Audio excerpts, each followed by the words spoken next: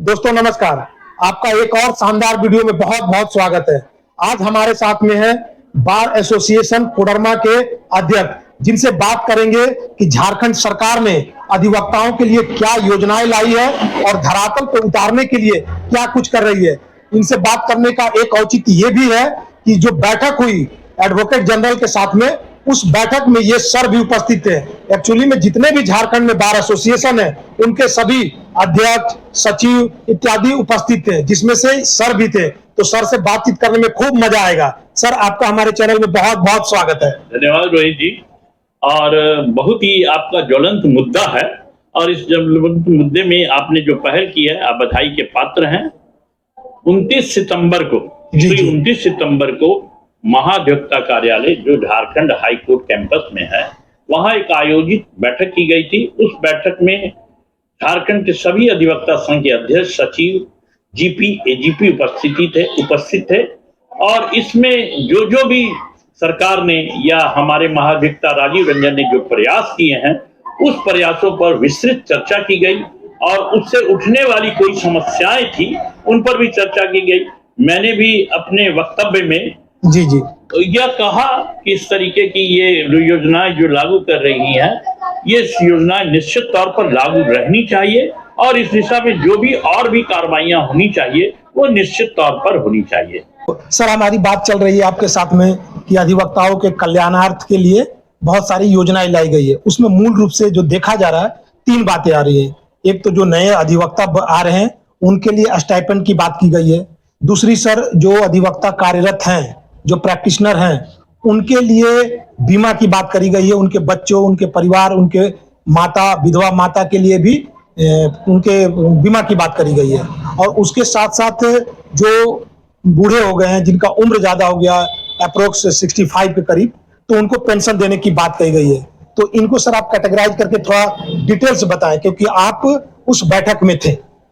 देखिए, बैठक में जहां पर जो नए अधिवक्ता झारखंड में इनरोल होते थे, झारखंड बार काउंसिल के सदस्य बनते थे और इसके बाद वेलफेयर कमेटी के सदस्य बनते थे, उन्हें प्रति माह 1000 रुपए की राशि दी जाती थी, 3 साल के लिए दी जाती थी। लेकिन ये पहली बार हुआ है कि वैसे अब नए अधिवक्ता जो इनरोल होंगे और वेलफेयर कमेटी के सदस्य बनेंगे, उनको 3 साल के लिए 5000 रुपया प्रति माह दिया जाएगा। सर, मतलब जो पहले 1000 रुपया दी जाती थी 3 साल के लिए, उसको आप बढ़ा करके 5000 रुपये कर दिया गया है। इसके अलावा जो भी यहाँ मेडिक्लेम का जहां तक सवाल है, जी, मेडिक्लेम के लिए भी अधिवक्ताओं के लिए बहुत सी योजनाएं लाई गई हैं।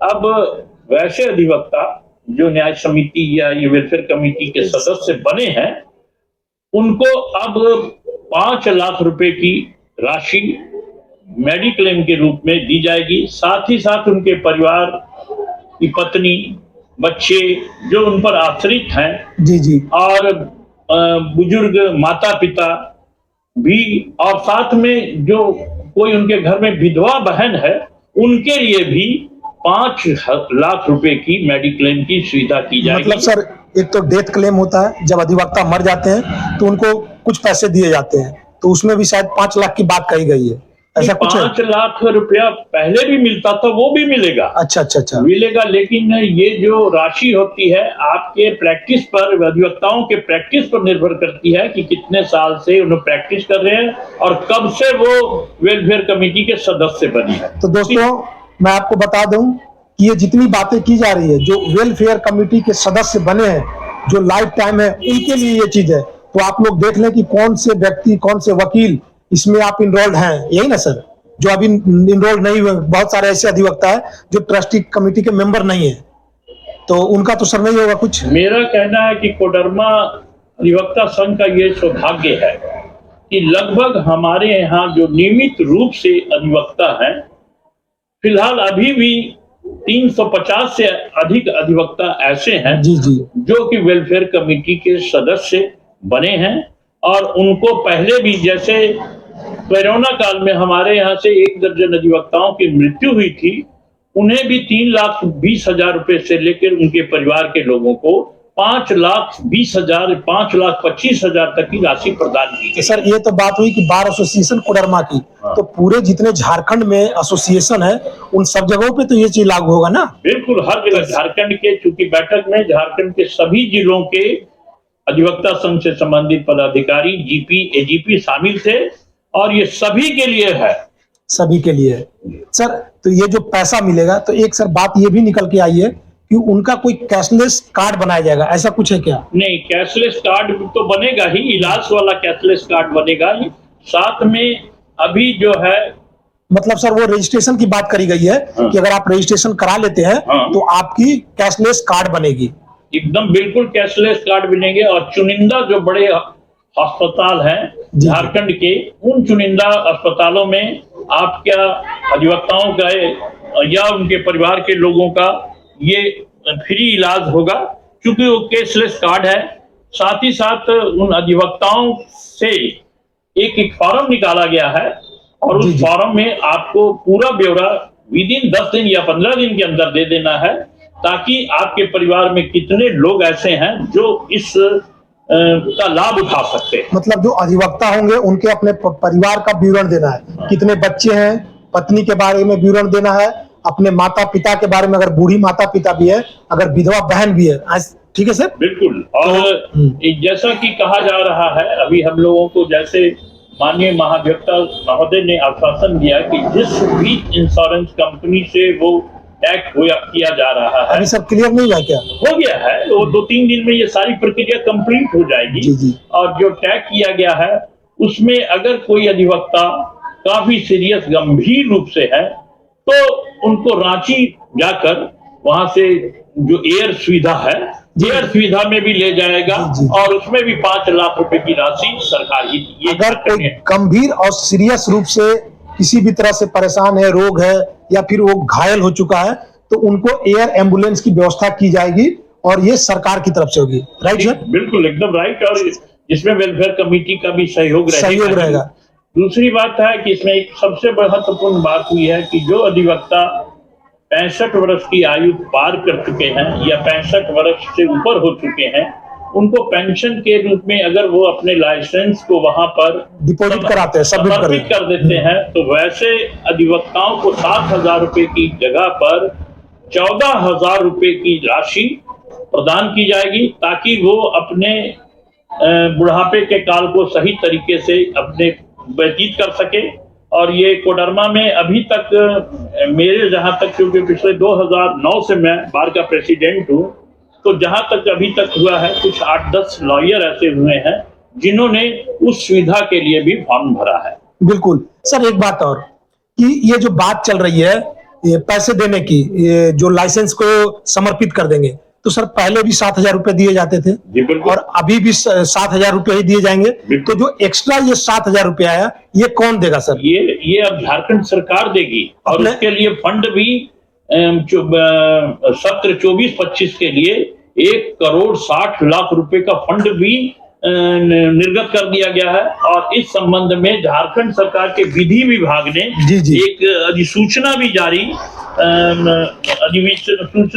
18/9/2024 को कर दी है, जो कि विधि विभाग के प्रधान सचिव सह विधि परामर्शी श्री राजेश शरण सिंह जी हैं, उनके हस्ताक्षर से ये विधि पत्र भी जारी कर दिया सर। आपसे बातचीत करने के बाद ऐसा लग रहा है कि वाकई में अधिवक्ताओं के बारे में झारखंड सरकार सोच रही है। तो सर एक प्रश्न ये भी उठता है, क्योंकि इससे पहले भी मैं एक वीडियो बनाया था और इसी मुद्दे पे, तो उसमें ये बातें आ रही थी कि कहीं ये जुमला है, ये अभी वोटिंग चलने वाली है, चुनाव है, इलेक्शन है, तो इसको लेकर के ये सब किया जा रहा है कि समय बहुत कम है और 2 साल के लिए या 1 साल के लिए किया जाएगा, तो इससे क्या लाभ मिलेगा? देखिए, सबसे बड़ी चीज है, सरकार अधिवक्ताओं के कल्याणार्थ के लिए जो भी योजनाएं लाई जा रही हैं, सरकार काफी गंभीर है।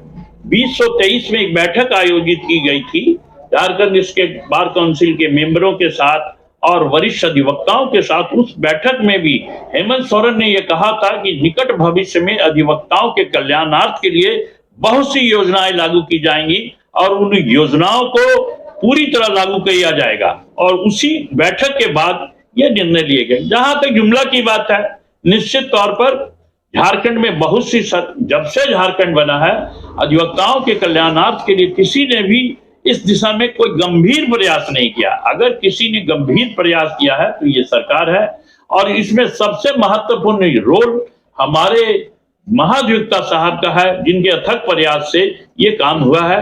और उन्होंने ये भी बैठक में आश्वासन दिया गया है कि जो राशि आज हम 5,000 रुपए की देने जा रहे हैं, हो सकता है हम प्रयास करके उसको 10,000 दे दें। जो पेंशन की बात है वो 14,000 से हम लोग 20,000 से, इसके लिए सरकार भी गंभीर है, संसाधन भी जुटाए जा रहे हैं, ऐसी बात नहीं है। तो सर इतने पैसे कहाँ से आएंगे? पैसे इसके लिए सरकार ने अलग बजट निर्धारित किया है। जैसे पार्टियों की अगर बात करें तो वो ये प्रश्न उठाते रहते हैं कि इस तरह की योजनाएं सरकार लाते रहती है, तो वो कहीं पूरे राज्य को गरीब ना बना दे, कहां से लाएगी इतना पैसा? नहीं, ऐसी कोई बात नहीं है। देखिए, सरकार के पास इतने संसाधन हैं, और उन संसाधनों का सही उपयोग अगर सरकार अधिवक्ताओं के हित में करती है तो ये अच्छी बात है, और एक अच्छी पहल की हम सराहना करते हैं। निश्चित तौर पर कोई ये झुंझुना नहीं है, कोई जुमलाबाजी नहीं है, बल्कि ये सत्य है कि सरकार इस मामले में गंभीर है, और अब गंभीरता से अधिवक्ताओं के कल्याणार्थ के लिए कुछ सोच रही है। सरकार इस मामले में गंभीर है और गंभीरता से अधिवक्ताओं के कल्याणार्थ हेतु अच्छा सोच रही है। तो सर, आप कितना खुश हैं? हम तो बहुत, क्योंकि मैं अधिवक्ता संघ का बहुत सालों से प्रेसिडेंट के अलावा बहुत पदों पर रहा हूं, और मेरा हमेशा ही प्रयास रहता है कि अधिवक्ताओं के कल्याणार्थ के लिए मैं कुछ कर सकूं, और इसके लिए मैं प्रयास करता हूं। इसलिए इस मामले में निश्चित तौर पर खुश हूं। इसका लाभ जहां कोडरमा अधिवक्ता संघ को मिलेगा और प्रदेश के सभी अधिवक्ता संघों को मिलेगा, इसे खुशी की बात ही है। चलते चलते इतना बता दें कि ये कब तक धरातल पे आने की संभावना है? बिल्कुल, देख लीजिए जो उन्होंने फॉर्म हमें दिया है जी, और एक बार सर फॉर्म दिखा देंगे? जी जी बिल्कुल, देखिए उस फॉर्म में दिया है, इसमें हर प्रत्येक अधिवक्ता को अपना पारिवारिक बायोडाटा देना है, और कितना क्या है क्या नहीं है, क्यों कौन उसके हकदार हो सकते हैं। तो ये इस चीज मामले साथियों, मैं आपको दिखा दूं कि ये योजना वाकई में धरातल पर उतरने वाली है, क्योंकि ये देखिए ये फॉर्म भी सर के पास में है, जो कि दी गई है कि ये जितने भी एसोसिएशंस है, अधिवक्ता एसोसिएशन, वो लोग अपने जितने भी वकील हैं उनका पूरा डिटेल से भर करके सबमिट कर दे।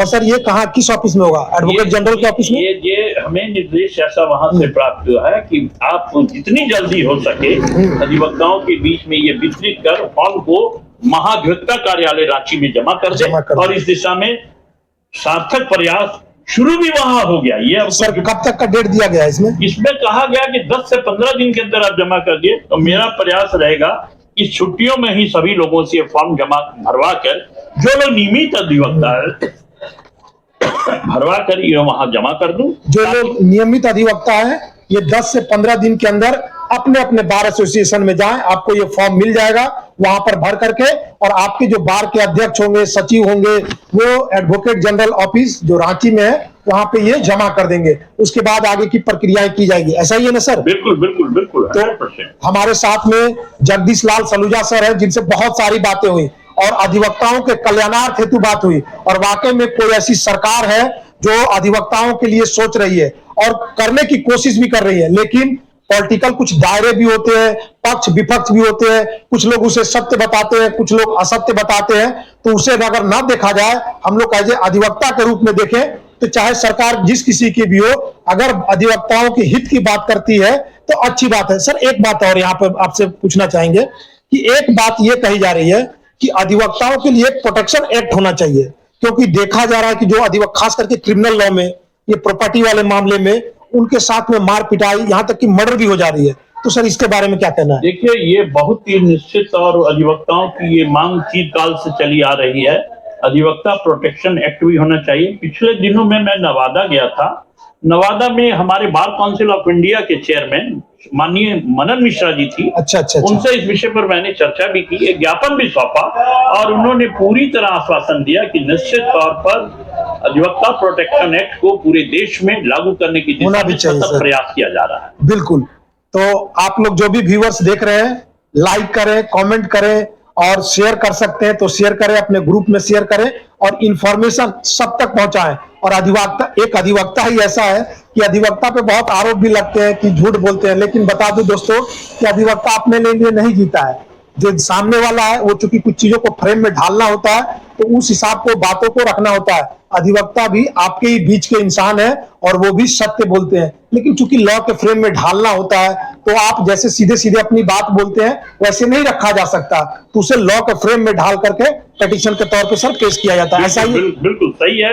और रोहित जी आपको बहुत बहुत धन्यवाद, क्योंकि आपके चैनल को मैं बराबर ही देखता हूं और निश्चित तौर पर आपने जिस तरीके से ज्वलंत मुद्दों को उठाते हैं, निश्चित तौर पर वो काफी सराहनीय है। साथ ही मैं इस दिशा में जो भी झारखंड सरकार या हमारे महाधिवक्ता राजीव रंजन जी ने ये प्रयास किया है, उनके प्रति आभार व्यक्त करते हुए उनकी भूरी भूरी प्रशंसा करता हूं। बिल्कुल, ये तो सारे अधिवक्ता करेंगे, मैं भी कर रहा हूं, क्योंकि होनी चाहिए। सबके अपने अपने डिपार्टमेंट है, तो अधिवक्ताओं की क्यों नहीं।